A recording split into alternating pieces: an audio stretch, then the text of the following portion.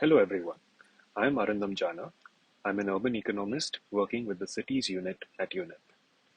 Today, we will be looking at an overview on building vibrant and green local economies that encourage sustainable lifestyles.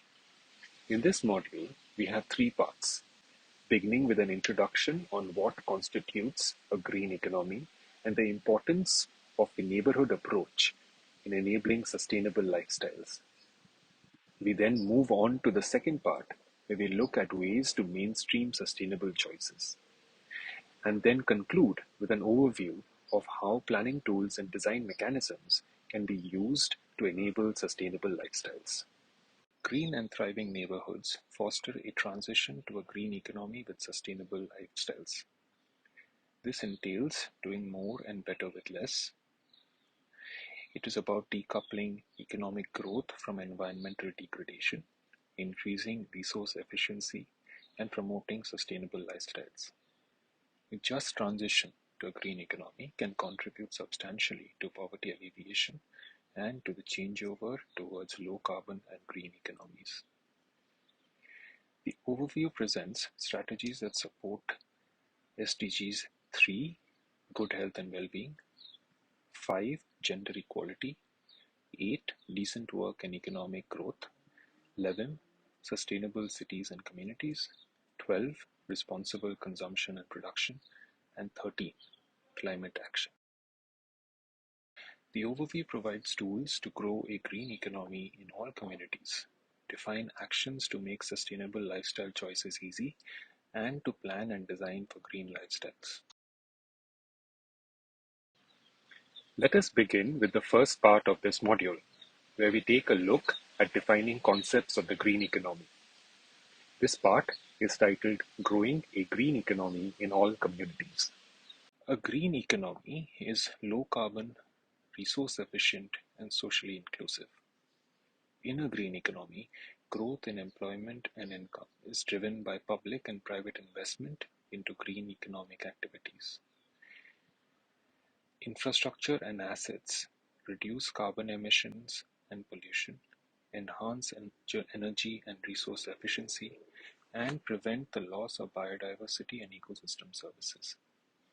Green and thriving neighborhoods can encourage a development path that understands solar and natural capital as a critical asset and a source of public benefits. This is particularly true for poor people whose livelihoods depend on natural resources. An example is rainwater harvesting in India. Combining traditional harvesting practices with new technologies can make water accessible, clean, and safe to drink. A local green economy represents the confluence of economic development, workforce improvement, and environmental stewardship. Green economy is beneficial to both economic prosperity and environmental enhancement. Green economic practices encourage workforce development to account for environmental impacts. Environmental actions are prompted to regard for how their policies affect growth and job creation. The next slides present strategies that local governments can implement for growing a green economy. Sustainable procurement allows governments to minimize greenhouse gas emissions, improve resource efficiency, and support recycling. It is a process where public organizations meet their needs for goods, services, works, and utilities in a way that achieves value for money on a whole life cycle basis.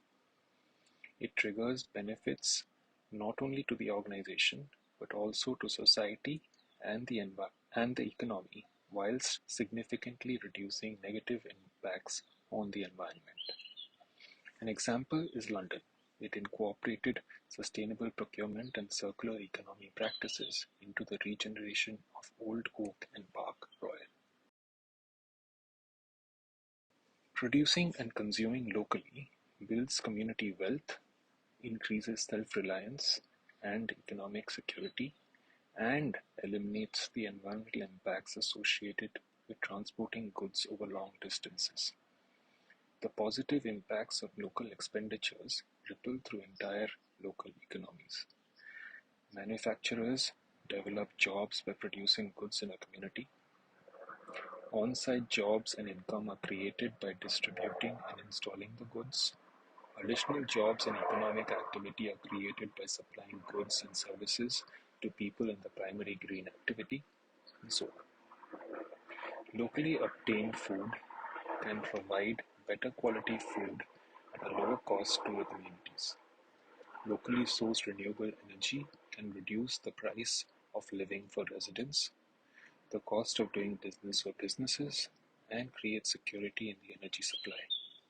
An example is BedZ's local sourcing policy, which obtained 52% of the materials from within the target 35-mile radius.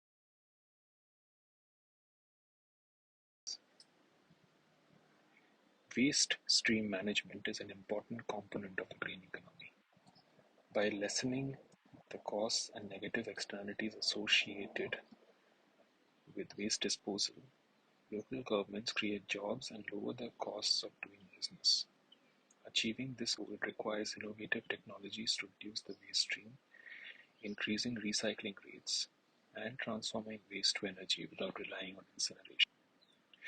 Neighborhood-level interventions are one of the ways to gradually rescale global urban food systems, in parallel with large-scale efforts to address the entire food industry. From this perspective, actions can be created to integrate food waste into circular transitions, from composting in green open spaces to create fertilizer. Also, recycling initiatives can be implemented to use food waste to create biogas. On a higher level, linking with the city's deep connections with supply chains can help reconcile different scales of food supply. The concept of product as a service or servitization is giving consumers access to a service instead of investing in the equipment needed to generate it. The consumer only pays for the units they consume, while the asset stays in the ownership of the party providing the solution.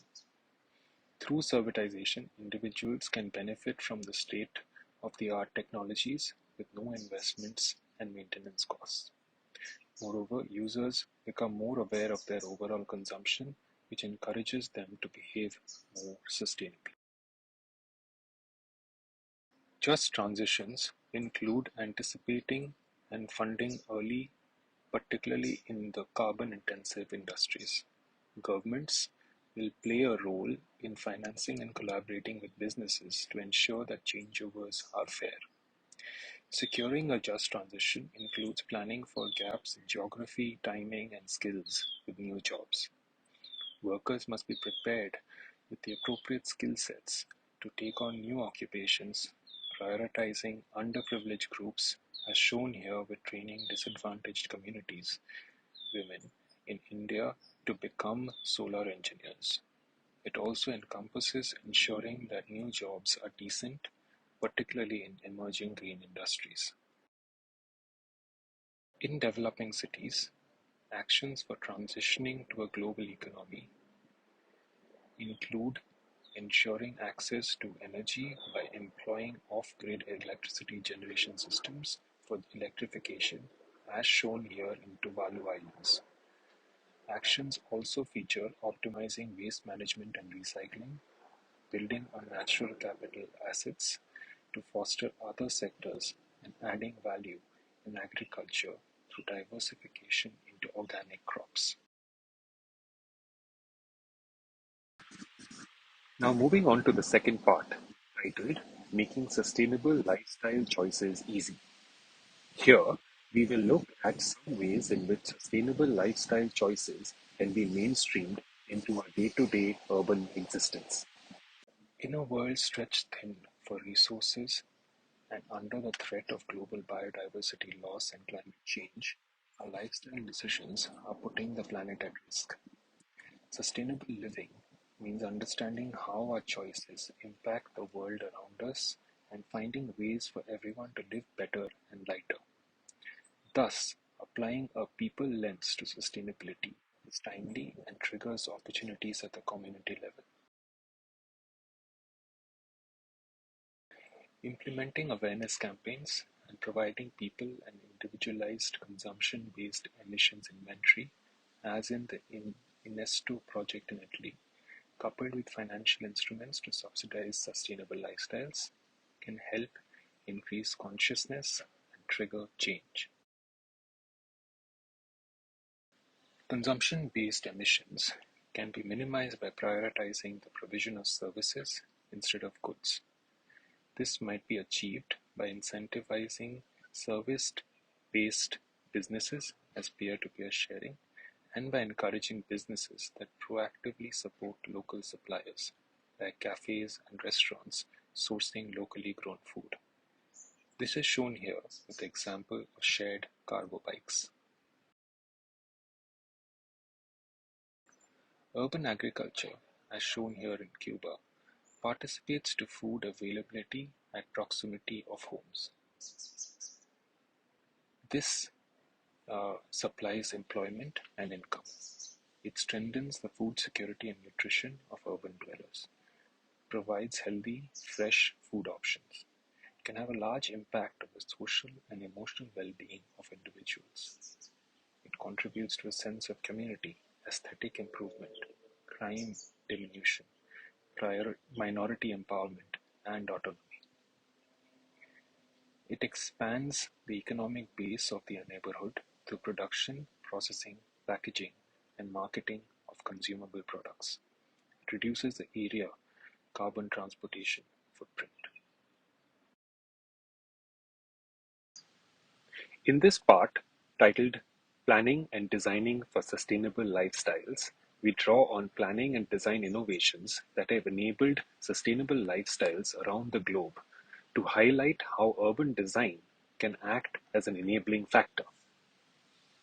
Buildings, infrastructure, and public spaces can make sustainable behavior easy so that daily life is naturally low in emissions.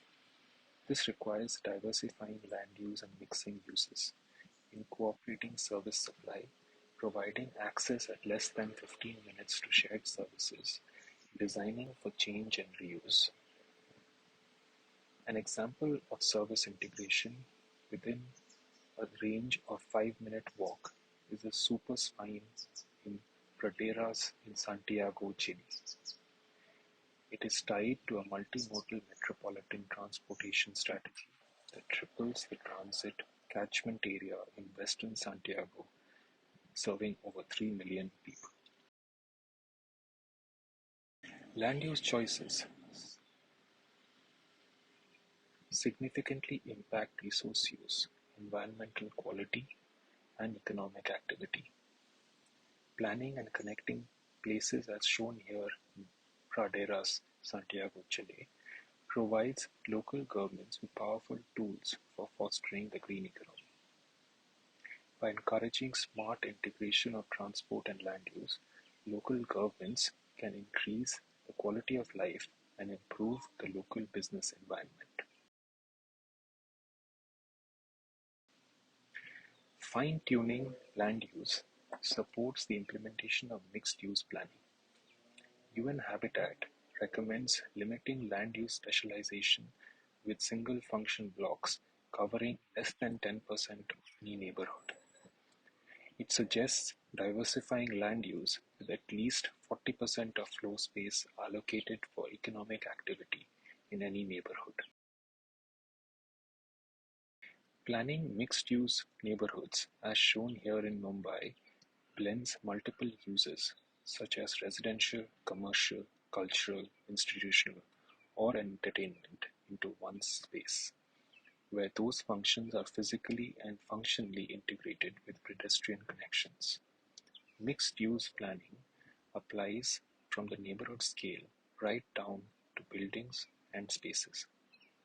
In this way, every area of the locality may support multiple purposes.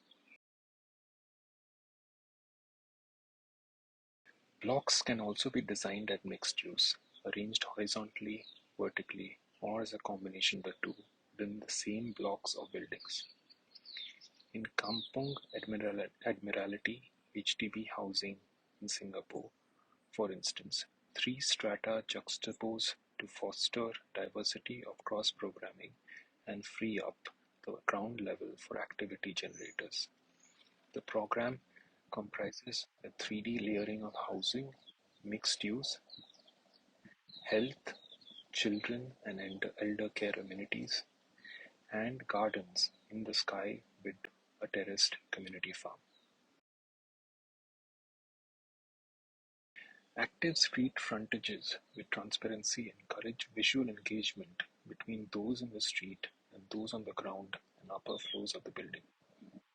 This creates lively streets, providing a flow of customers to local businesses and offering safe spaces for community interaction, as shown here in French Dream Town in Hangzhou. Finally, planning for sustainable lifestyles incorporates evolution and reuse in space by integrating a mix of uses in proximity and over time, by letting uses be adapted, personalized, and transformed according to new needs. Finally, in conclusion, let us summarize the key takeaways from this module. Greening the community economy encourages a just transition that understands solar and natural capital as an economic asset and a source of public benefits. This is especially true for poor people whose livelihoods depend on natural resources. Local governments can implement strategies for growing a green economy, in particular in deprived communities. Resource efficiency, waste stream management, sustainable public procurement, local production and utilization, fostering green jobs, building community capacity, and training them. Encouraging sustainable lifestyles empowers people to live better and lighter, encouraging shared economy and urban agriculture. Land use decisions, such as investing in connective public transport infrastructure and zoning for mixed use and adaptable uses, impact positively resource use, environmental quality, and economic activity.